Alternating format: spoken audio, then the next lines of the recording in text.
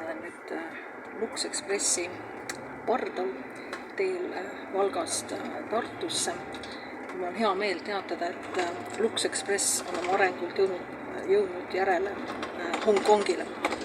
Kui ma 2009 esimest korda Hongkongi läks, siis ma olin sellisel, ma ei tea, kummalisel arvamusel, et endine Briti koloonia ja inglise keelega on kõik väga tore ja inglise keelega ongi Hongkongis väga tore, kui suhelda selle inimestega niisama, sest nad tihti räägib isegi paremini inglise keelt kui inglased, aga need, kes teenindav personal on, need ei ole need, kes ühesõnaga väga harva oskavad inglise keelt väga minimaalsel tasemel.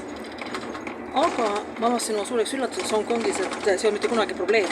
Sest inimesed olid tahtsid probleeme lahendada ja inimesed tahtsid, et oleks hea.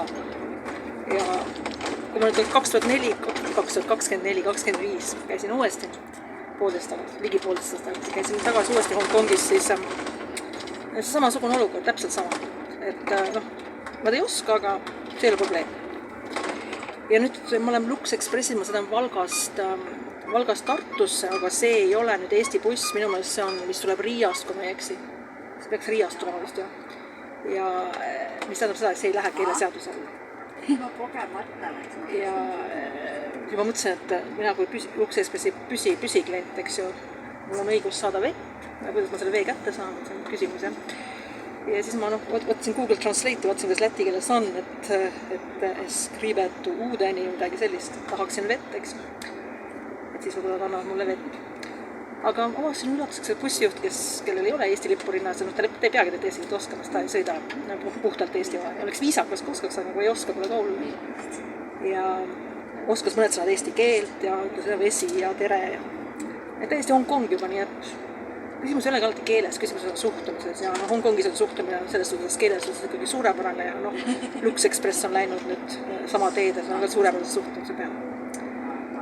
Nii, ja see buss on natukene väga nostalgiline, see buss saab edasi Narva, kus ma pole käinud, üle 25 aastat pole käinud.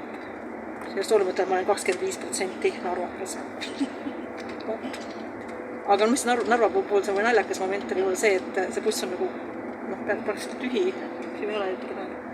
Aga kui ma oma kohale tulin, siis keegi juba lõsutas siin, et see on tüüpiline. Nad ei respekteeri neid kohanumbreid ja tuleb suvestada kohta. Aga väga sõna läks kohe minema ja rääkis inglise keeles. Aga jah, peaks äkki peale Lux Expressi kirjutama, et tänu kirja ütlema, et tase on juba Hongkong. Väga hea. Nii, aga tuju on hea, sest ma sain kõvasti Lätist osta 2 korda odavamalt kui Eestist džinni, Hendriks on Lätis 2 korda odavam kui Eestis. Hämmastav.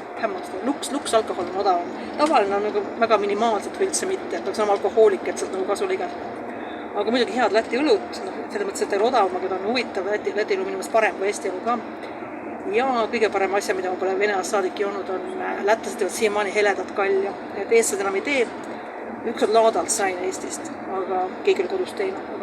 Aga teavad ka niimoodi, et see tujub väga heaks. Mul on 1,5 liitrit heledat kalja, mida ma pole, ma ei tea, 30 aastat kuskilt ostnud. Et see on hästi äge. Nii et siia tehas midagi. Ja siis on nad seal Valgas, selles Läti poole.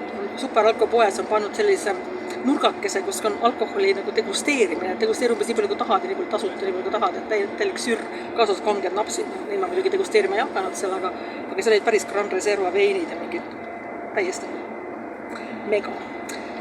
Nii et ma arvan, ma tulen edaspidi ka tagasi ja edaspidi ka tulen selle bussiga. Või vähemalt ühe otsa rongiga ja ühe bussiga. Aga mis vett mulle anti, mis ei antud Eesti lett, anti Läti vett. Aga minu see muisa on minust läti keeles saamis eesti keeles mõis, et see on tegelikult peaaegu eesti keeles. Vaat. Olgu. Siin on natukene loodust ka.